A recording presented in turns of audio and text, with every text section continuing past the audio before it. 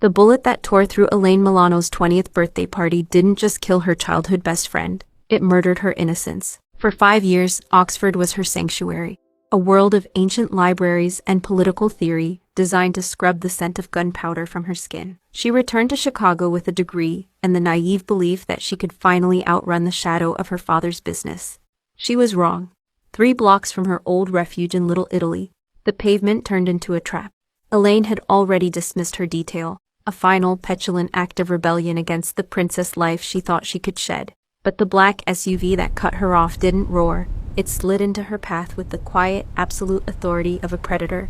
Casimero Genovesi stepped out of the vehicle like a shadow manifesting from the mist. Elaine knew that face, the knife scar bisecting his left eyebrow, the eyes like cold-pressed steel. He didn't look at her like a princess. He looked at her as the critical variable in a dangerous equation. "Miss Milano, it's time you grew up." He stepped into her path, cutting off the city lights behind him. His voice stayed low, vibrating in the small space between them. "From now on, you go nowhere without me. Your father is tired of the games, and I have even less patience for them. Get in." Elaine tried to outrun the underworld, but it just sent its deadliest weapon to collect her, to see if the scholar can outsmart the enforcer. Like this video and comment sovereign with your city or country. We're mapping our territory. Let's see how far this empire reaches. The heiress stood her ground, but Casimero was a man built on a foundation of iron. One look at the void in his eyes and her fury hit a wall. There was no room for negotiation here. She didn't argue. Instead, she crossed to the SUV and climbed into the darkened cabin, refusing to give him the satisfaction of opening her door. The door clicked shut, sealing out the city. Elaine found herself staring into the sunken eyes of her dying father, Don Medardo. The enforcer hadn't just come to protect her. He had come to drag her into a war. The chill of a Chicago October didn't bite half as hard as the silence in the SUV. Elaine sat stiffly, her shimmering dress feeling like a golden shroud. Beside her, Casimero Genovesi was a monument of calculated stillness, a presence so heavy it made the air feel thin. "Welcome home, Elaine." Her father's voice broke the silence, a hollow rattle from the shadows. Don Medardo looked like a caricature of the man who had shipped her to Oxford years ago. "Home?" Elaine's voice trembled, caught between grief and fury. "You had me snatched off the street like a common thief, Papa. You humiliated me." "You left me no choice," the Don countered, his breath hitching. He gestured weakly toward the man sitting like a gargoyle behind the wheel. "You've spent 5 years playing at being a civilian, forgetting the weight of your name. My enemies haven't. To them you are simply the weakest link in the chain." "I am not a link. I am your daughter." "Then act like a Milano," Medardo snapped, a flash of the old fire returning to his gaze. "In our world, freedom is a luxury for the dead. From this moment on, Casimero is your shadow. He is my eyes, my ears, and my order. You go nowhere without his approval." "I won't do it. I don't want to be part of this life, Papa," she whispered, though the hollow pit in her stomach knew she had no choice. "I have a life. I have plans." "Your plans changed the second the doctors gave me 6 months," her father said. His voice softened into something more terrifying than anger, pity. "The family is fractured, Elaine. My enemies would tear you down in revenge just for the blood in your veins. They won't care about your plans or your books once I am gone. They will see only a target." Elaine went cold. 6 months, the dangerous equation suddenly had a deadline. If you wish to survive the storm that is coming, you will learn everything he has to teach. Casimero is not just your guard. He is your only chance to become someone they cannot break. Elaine looked at Casimero, scanning the cold profile of the man who was now her cage. For years she had treated her father's men as background noise, faceless shadows meant to fetch bags and ignore tantrums. She had a reputation for breaking guards with a sharp tongue, and a blatant disregard for protocols she considered beneath her. "I hope you've briefed him on the risks, Papa," she said, her voice dropping to a silky whisper. "He shouldn't think for a second that I'll make this easy." Beside her, Casimero didn't flinch. He didn't even blink. He simply watched the road, his gaze a rhythmic, lethal sweep that dissected every shadow for a threat. His silence was a wall her status couldn't breach. The SUV pulled through the massive gates of the Milano estate, tires crunching over gravel like breaking bone. Casimero stepped out first. He pulled her door open with a sharp, clinical precision, but offered no hand to help. He simply stood as a monument of black-clad muscle and lethal intent. Elaine stepped out, the short hem of her gold dress fluttering in the biting night air. Her bare legs were a fragile contrast to the rough stone of the driveway. She didn't speak, but her gaze burned with a silent, frozen fury. He gestured toward the house, his shadow stretching long and dark over her. "The dawn is tired. Go inside. We start at 6 a.m. A beat of brittle silence passed as he looked down at her. "And Miss Milano? I don't need it to be easy. I just need you to stay alive. Whether you're screaming or silent, the result will be the same." The 6 a.m. alarm didn't just ring, it screamed.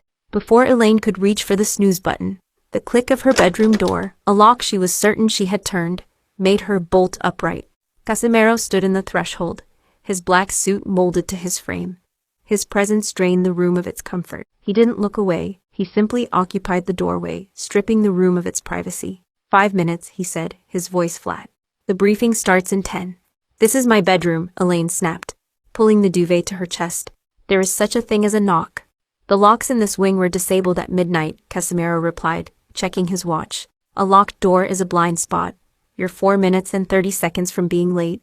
Don't test the dawn."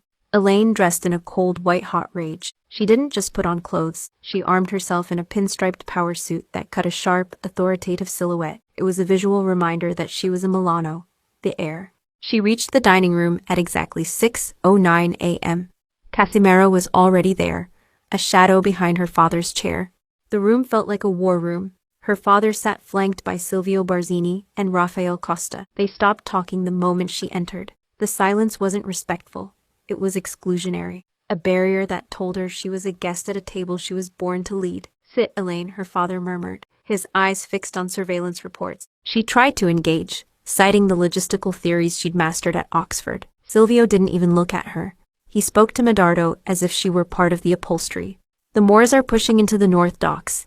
If we don't retaliate, we look weak. Diplomacy is for people with something to lose. We crush them now." "I disagree," Elaine interjected. "If we escalate, we invite federal eyes we can't afford, a strategic bottleneck of their supply." Silvio finally looked at her, his smile a thin, cruel line. "This isn't a university debate, Miss Milano. In this city, blood is the only currency that doesn't devalue. Focus on the guest list for the gala." The dismissal stung worse than a slap. Elaine looked to her father, searching for a sign that her mind meant as much as her bloodline. Medardo remained silent, his gaze fixed on the steam rising from his tea. The message was clear. The rest of the week was a choreographed nightmare. Every time she tried to slip into the city, Casimero was there. If she took the back stairs, he was at the bottom. If she tried to pull rank with the drivers, they looked to him for permission. "You're making a mistake," she told him on the third day as they sat in the SUV. "If you treat me like a prisoner, you'll never see what I'm actually capable of." "I've seen what you're capable of," Casimero said, his eyes scanning the rooftops. "You're capable of dismissing a train detail because you're bored. You're capable of forgetting that your friend died in a pool of her own blood because she was standing next to you. My job isn't to admire your potential. It's to ensure you survive your stupidity." "How dare you," she breathed, her hand hovering as if to strike him. He didn't flinch. "Your cousin Luca thought he was untouchable because of the blood in his veins. He's in a wheelchair now, eating through a tube because he thought he knew better than his security. Do you want to be right, or do you want to be alive?"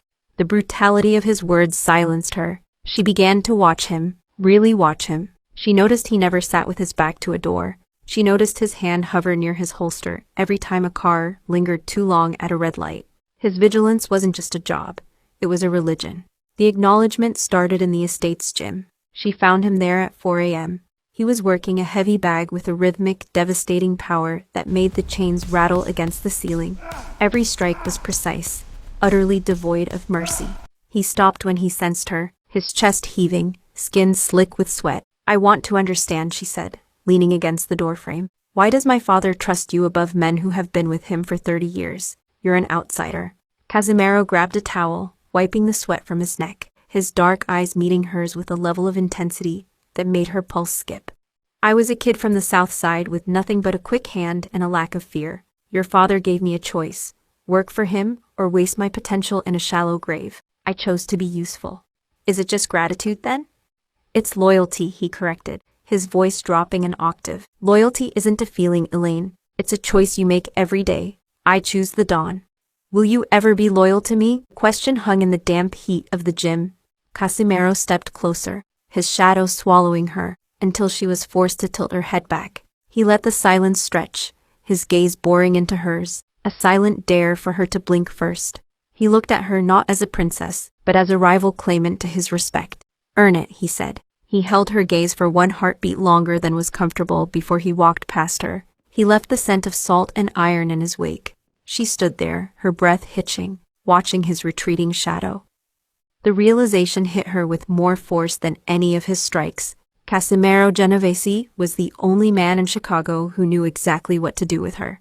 By Sunday, the tension between them had turned into a pressurized ritual. In the Milano estate, Sundays were a theater of the absurd, a grueling multi-course charade where underbosses offered forced smiles while mentally measuring her father for a casket. Elaine was pacing the gardens, escaping the clinking of silverware and the scent of old-world misogyny when she saw him. Casimero wasn't at his post. He was moving toward the secondary garage with a jagged urgency. When his personal SUV rumbled to life, Elaine moved. She reached the door just as it began to roll, sliding in before he could lock it. Casimero slammed on the brakes. His jaw was tight enough to crack stone, hands gripping the wheel as if to snap it. "Get out," he snapped. Elaine simply buckled her seatbelt. "You said I go nowhere without you, Casimero. It stands to reason you go nowhere without me." He didn't argue. He couldn't afford the time. With a low growl of the engine, he shifted into gear and tore out of the estate, leaving the Milano Theater in the dust. They pulled up to a modest white-sided bungalow. The lawn was meticulous, a ceramic Virgin Mary nestled among late-blooming marigolds. It was the last place Elaine expected to find a man who broke bones for a living. "Wait here," Casimero commanded, his voice losing its edge. "Not a chance," Elaine replied. He caught her arm as she stepped out. His grip was firm, but the lethal pressure was gone. "Elaine," he hissed, scanning the quiet street. "My life is a series of rooms filled with monsters. This isn't one of them. Keep your mouth shut." An older woman opened the door. Her silver hair was pulled back in a neat bun, her face a map of deep-set lines. The moment she saw Casimero, the weariness in her eyes vanished. "Casimero," she breathed, cupping his face. "You're late. The sauce is sticking." "Sorry, Ma," he murmured, leaning down to kiss her cheek. The tenderness hit Elaine like a physical blow. The monster had a sanctuary. In the kitchen, the air smelled of basil and old wood. Elaine watched the most feared enforcer in Chicago peel garlic with the same terrifying economy of motion he used to strip a handgun. He was always the quiet one, Antonina said, sliding a plate of steaming pasta in front of Elaine. "Always fixing things. The neighbors think he's some big executive in logistics." Elaine looked at Casimero. He was focused on the garlic he was peeling, but the corded tension in his neck told her everything. "He is," Elaine said quietly. "He's very good at keeping things secure." When they left, the sun was dipping below the horizon, casting bruised shadows across the south side. The transition back to the SUV felt like a descent. Casimero didn't start the engine. "If you ever mention this place to your father—" "I won't," Elaine interrupted. "I know a sanctuary when I see one. I know what it's like to have the doors kicked in." He turned to look at her. The professional mask was back, but there was a crack in it. "My mother believes in the best version of me," he said, his voice a low vibration. "In that house, that version exists. Everywhere else, I am the man you saw in the gym. Don't confuse the two. I don't think they're as separate as you need them to be." He ignited the engine, the roar cutting through the quiet neighborhood like a gunshot. "That's a dangerous thought, Elaine, for both of us." As they climbed back toward the estate, the thought of Eric McCarthy, the man she was expected to wed, felt like a ghost story. Eric was a man of soft hands, a phantom compared to the heavy, breathing reality of the man gripping the wheel. The estate felt like a cold, brilliant nightmare. By Tuesday, the marriage was no longer a concept. It was a siege. McCarthy security teams patrolled the halls, and the embossed wedding invitations felt less like stationery and more like surrender papers. This union was the final stitch in her father's shroud. "The McCarthys are the shield, Elaine," her father whispered. He was propped up in bed, a map of Chicago spread across his thin legs like a battle plan he no longer had the strength to lead. "You are the sword. Without them, the underbosses will tear you apart before my body is cold." "I understand, Papa." She traced the map, thinking of the way Silvio watched her in meetings, like a predator waiting for the fence to rot. She left the room to find Casimero haunting the hallway. He didn't move to let her pass. "If you're finished playing the dutiful bride, we have work to do," he said. "We're going to the docks. My father expects me to coordinate with the McCarthys. The alliance depends on—" The alliance won't matter if there's nothing left to align with. He turned toward the stairs. Seating charts won't save you if your own men are selling the floor beneath your feet. Move. The warehouse at the port smelled of salt and diesel. Inside, under flickering lights, Casimero pulled up shipping manifests on a battered laptop. Your father spent 30 years keeping the Moors out of these ports, his voice a harsh, serrated edge. He met every attempt with a bullet. He pointed to the screen, tapping unauthorized signatures. These containers are logged as textiles, but the sensors registered a fraction of the weight. Ghost shipments, Elaine. The Moors are in. They're moving human beings under the Milano flag. The blood drained from her face. Her father held one absolute line. Chicago would not be a market for lives. This was more than a breach of territory. It was a desecration. They couldn't do this without a key, she breathed. Someone senior is signing the permits. Someone is betting on a dead man, Casimero said, standing close enough for her to feel the heat of his anger. They've traded your father's soul for more gold. They think you'll be too busy playing princess to notice the blood on the ledgers. We shut it down. The uncertainty was gone, replaced by a clarity like ice in her veins. If we move, we alert the traitor, Casimero warned. And the McCarthys don't like messy. If this breaks before the gala, they'll walk. You'll be left with the vultures. The McCarthys are not the priority, she said, her voice dropping to a dangerous calm. This is my father's legacy. Find out when the next shipment lands. That is an order, Casimero. For the first time, he looked at her with a grim, quiet respect. He lowered his head a fraction of an inch, a private acknowledgement of her authority. Understood, he murmured. Friday evening arrived with a deceptive shimmer. The estate was a fortress of champagne and silk. Elaine wore deep emerald, armor disguised as fashion. In the mirror, Casimero appeared behind her. He wore a tuxedo with the same discomfort as a blade in a velvet sheath. The McCarthys are here, he said in a hushed rumble. And Silvio is in the West Gallery with Moore's associates. He isn't hiding it anymore. He thinks I'm a distraction, Elaine said. Let him. The ballroom was a sea of false smiles. Eric McCarthy met her at the staircase, his touch light and empty. The merger is as good as done, he whispered. I'm sure it is, Elaine replied. Over his shoulder, she tracked Casimero, a sentinel among wolves. A waiter slipped a note into her hand. She retreated to an alcove, her pulse quickening. Berth 4, midnight. Across the room, Silvio raised a glass in a mocking toast. He was daring her to move, knowing that if she broke rank, the alliance would shatter. She caught Casimero's eye. A single sharp nod was all it took. Eric, darling, Elaine said, turning back. A sudden headache. I need 20 minutes in the library. Don't let anyone follow me. She slipped through the servants' entrance. Casimero was already in the shadows, the SUV idling. He had discarded his jacket, his holster stark against his white shirt. We have 40 minutes, he said. If we're late, the toast happens to an empty stage. If we're caught, Silvio takes it all. Then don't get us caught. The drive was a blur of high-speed precision. Inside, expensive perfume clashed with the metallic tang of Casimero's weapon. If there's shooting, stay behind the engine block, Casimero said, eyes on the silhouette of Berth 4. I'm not losing you tonight. The freighter groaned against the pier as the first crate was pried open. Terrified figures were herded into the cold air. A shout erupted. Muzzle flashes strobed against the walls as Casimero moved, a staccato of gunfire tearing through the quiet. When one of the Moormen leveled a rifle toward him, Elaine slammed her hand against the horn.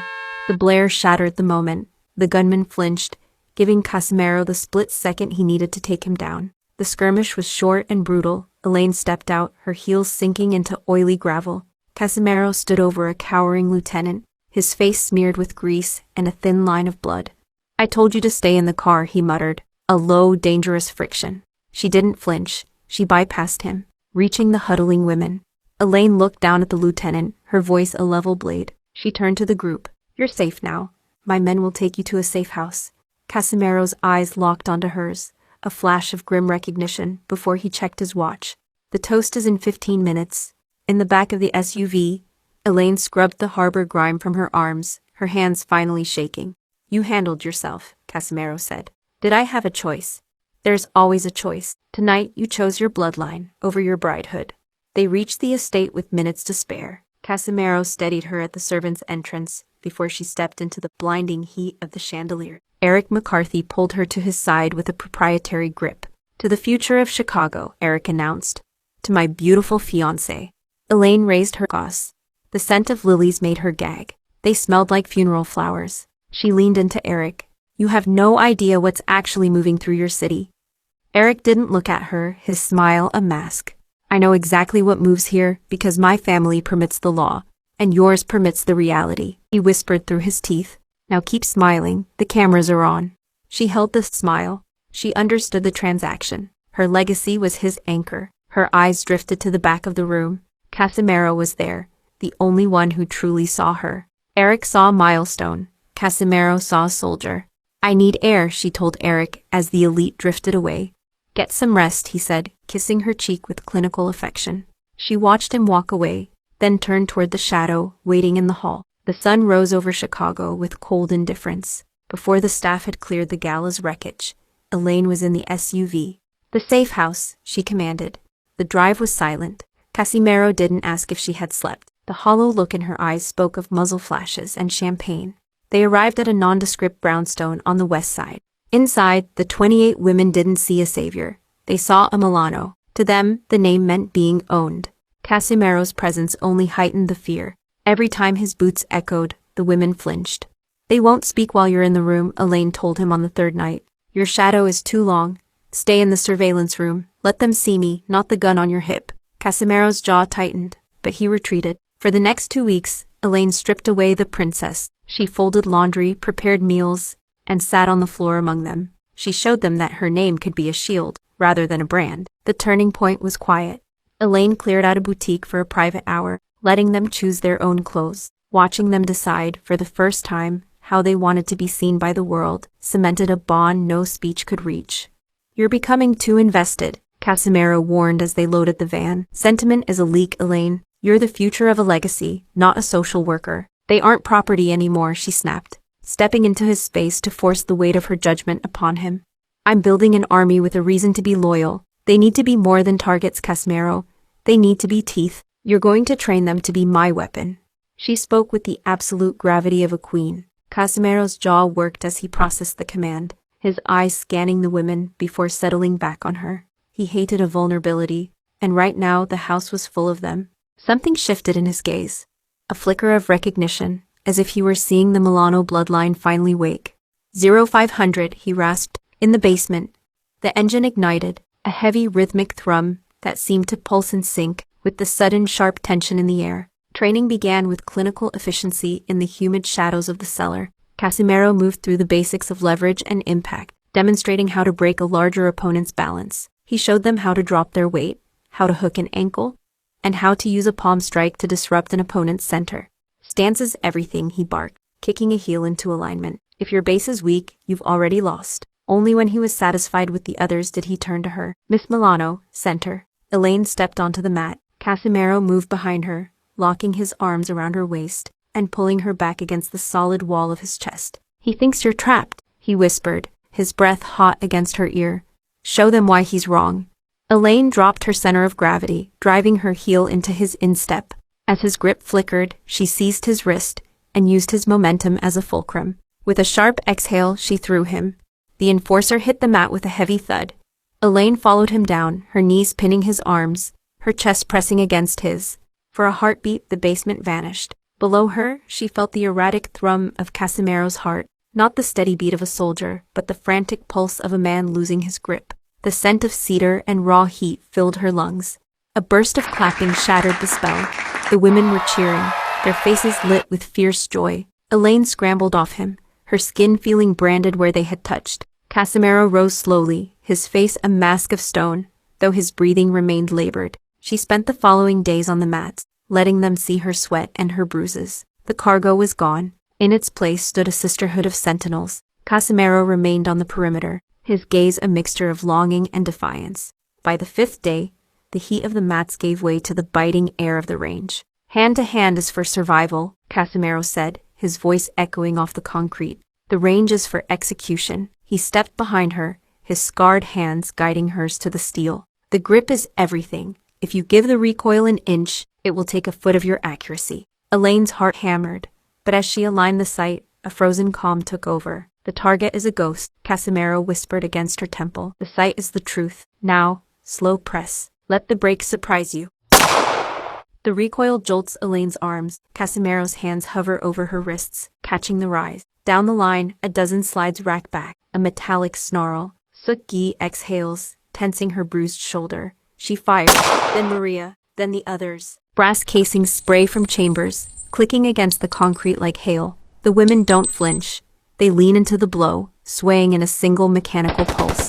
Elaine glances down the row. Gray smoke drifts across faces, blurring them into ghosts. Their eyes remain fixed, glowing behind plastic shield. The firing stops. The only sound is the sharp ping of cooling metal. Casimero remains a shadow at Elaine's back. He leans in, his breath grazing her ear.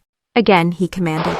The world you're returning to doesn't care about titles. It only cares about who is left standing. The rhythm of gunfire faded into the hum of a luxury engine. Back at the mansion, Elaine sat in the study, her raw knuckles hidden under a fresh manicure. Under the polish, her hands still hummed with the vibration of the iron. The vault tonight, Casimero announced from the doorway, his mask firmly reattached. Eric McCarthy expects a show of unity. The vault was a cathedral of obsidian and neon. Eric stood at the center of the VIP lounge, his arm draped over Elaine's shoulders. He wasn't holding her, he was marking her. A beautiful union for a beautiful city, Eric declared to a chorus of laughter. He leaned in, his breath smelling of scotch. Smile, Elaine, don't make the cameras look for the cracks. I'm smiling, Eric, she said, her voice a cool blade. Just don't mistake the shine for softness. Her eyes drifted to the perimeter. Casimero stood by the velvet rope, a statue in the shadows. The moment broke when a socialite slinked into his space, her hand lingering on his forearm. Elaine didn't think. She walked straight to him, her energy cold enough to frost the glass in the girl's hand. Leave us, Elaine commanded. The girl began to protest, but Elaine's gaze cut her short. That wasn't a request. Go. The socialite scurried back into the crowd, leaving a pocket of heavy silence in her wake. Casimero remained a statue, his expression unreadable, but the air around him felt electric, charged by the breach of his professional distance. The keys, Elaine said, her voice dropping to a whisper sharper than a shout. He didn't ask where. He led her through the side exit, away from the flashbulbs and the clinking crystal. The city sped past the SUV windows in a blur of neon and rain. The silence between them was no longer empty. It was a physical weight, pressing them into their seats until they reached the high-rise on the Gold Coast. She didn't take him back to the estate. She directed him to her father's off-book apartment, overlooking the black expanse of Lake Michigan. The door had barely clicked shut before Elaine turned on him. Why did you let her touch you? It's a performance, Elaine, he said, his voice a low, strained vibration. I watched her hands on you, she whispered, stepping into his space. The emerald silk of her gown brushed his suit, forcing him to meet her eyes. I've spent 2 weeks memorizing that skin on the mats. You aren't a performance to me. You're the only one who knows the bruises I'm carrying. She reached out, her fingers grazing the pulse point at his throat. His heart was a heavy, frantic thud against her fingertips. Eric's touch leaves me cold. Yours is the only one I want.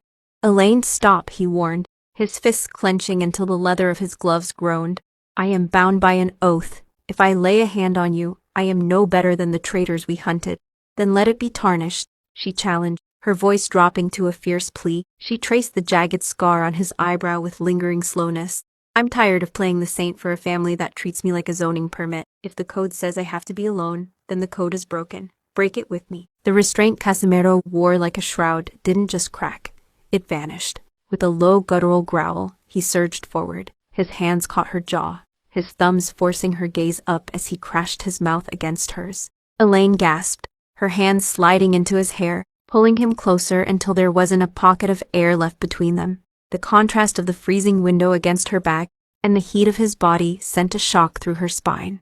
As the emerald silk pulled around her ankles, she felt the weight of her old identity fall with it. When he stripped away his shirt, the moonlight revealed the topography of his body, a map of hard, corded muscle earned in service to her name. In that darkness, the allegiance was forgotten. There was no dawn, no enforcer. There was only the salt of their skin and the terrifying realization that they had started a war neither of them wanted to win alone.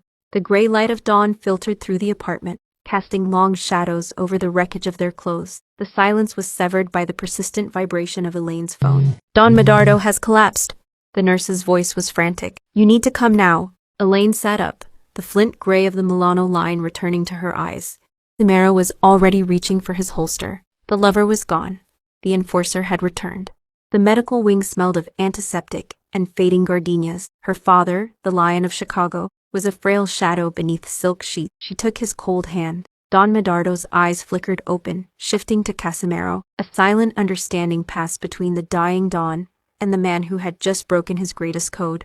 "Don't let the vultures take the sky," he wheezed. With one final breath, the lion was gone. The heart monitor flatlined, the tone cutting through the room like a blade. Elaine didn't move. She kept her hand in his, watching the stillness claim him. The grandfather clock in the hall ticked with a hollow rhythm, a reminder that in this house, grief was a luxury. "The clock has started," Casimero said. He moved toward her, his hand hovering near the small of her back, a wall of support that didn't cross the line in this sacred space. 20 minutes later, Eric McCarthy entered with the stride of a man who had just inherited a kingdom. He reached for Elaine's waist.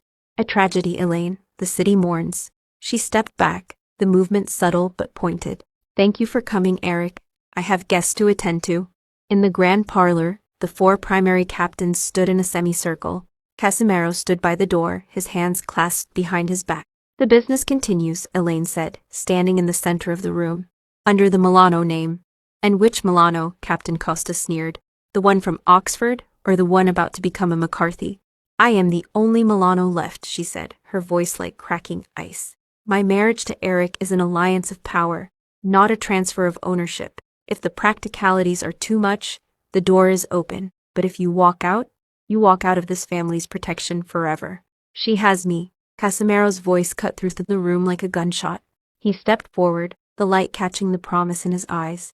"And she has the oath I swore to her father. Does anyone wish to test it?" Later, while the house was a hive of funeral preparations, Elaine moved through the halls like a ghost.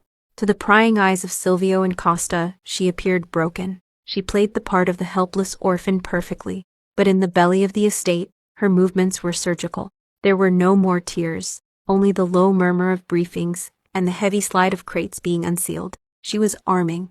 When she emerged just before dawn, she was ready. The cemetery was a labyrinth of Gothic stone. Elaine stood at the edge of the open grave, her face shielded by black lace. She allowed her shoulders to tremble, a calculated tremor that made Eric McCarthy tighten his grip on her elbow. "Ashes to ashes," the priest intoned. As the casket was lowered, Eric leaned in. "After the wake, the merger papers will be signed. Don't make this difficult. You're alone now." "I am never alone, Eric," she whispered back. The betrayal came with the metallic click of a safety. Silvio stepped back, signaling to the men in long coats. "The Milano line ends here," he declared. "The chair belongs to us." Eric McCarthy scrambled back. "What is this?" "Silvio, we had a deal." "The deal changed, Eric." As Silvio's gunmen leveled their sights, Marta and the sentinels stepped from behind the monuments, discarding their lace to reveal tactical gear and suppressed submachine guns. They moved with the precision of a unit forged in the dark. The sound of suppressed gunfire shattered the silence. Elaine pulled a compact 9mm from her thigh holster, her grip steady. She saw Costa trying to flank Casimero. She dropped into a solid stance, exhaled, and squeezed the trigger. The bullet caught Costa in the shoulder, spinning him just as Casimero finished the job. Casimero lunged through the crossfire, pulling Elaine behind a granite mausoleum. He pressed her against the stone, his body shielding hers. "You okay?" he asked, his voice a low vibration. "Finish it," she commanded. Silvio tried to bolt, but Marta stepped into his path. Using the leverage Casimero had taught her, she snapped Silvio's arm and ended the threat with a blade to the throat. Eric McCarthy stood in the center of the carnage, his hands raised. "You think you can shoot your way out? My father has the commissioner on speed dial. You'll be in handcuffs unless you sign." Elaine walked toward him, pushing back her veil. She didn't look at Eric. She looked at the merger papers in the mud. "The police won't touch you, Eric, but the Carter family will." Eric's face went bloodless. "Casimero secured the server in your summer home," Elaine said, her voice level. "I have the whitewash ledger. Every shipment your father siphoned from the Carters in Antwerp is recorded. You've been skimming from the only family that can erase your name with one phone call." "You wouldn't," Eric whispered, his knees buckling. "I've already sent the manifest to London," she said. "If I see a McCarthy shadow on my property, the full ledger goes to the Carters. They won't arrest you, Eric. They'll make it as if you never existed. Get him out of my sight." 6 months later, the Milano estate was a fortress of glass and steel. Elaine sat in her father's study, now a hub for her new council. Survivors turned intelligence officers. A shadow fell across the doorway. Casimero entered, his blue suit pulled tight across his chest. He closed the door, a gesture of intimacy the world wasn't invited to see. The perimeter is secure, he said, his voice a quiet rumble. And the shipment from the docks? Redirected, Casimero replied, walking into her space. The city is learning the rules. They know the Milano name isn't just about who we break, it's about who we protect. He stopped inches from her. They respect the power because it's absolute. Elaine stood, meeting his eyes. And you, Casimero? How does the enforcer feel about the new order? Casimero cupped her jaw. The code was for a world that didn't deserve you, he murmured, leaning down until their foreheads touched. I didn't break an oath, Elaine. I finally found something worth keeping. They kissed, a hard, definitive seal on a blood vow. No longer bound by the ghosts of their fathers, they stood in the quiet of the study, the masters of the fire they had started. As the sun set over Chicago, the flickering lights below looked less like a grid and more like a kingdom. The era of the dawn was over. The reign of the sovereign had begun. What did you think of Elaine's transformation from Oxford scholar to Chicago warrior? Was the graveyard twist what you expected? Let us know in the comments. For more high-stakes stories of power, passion, and betrayal, subscribe to Sovereign Obsession and hit that notification bell. Thanks for watching, and we'll see you in the next one.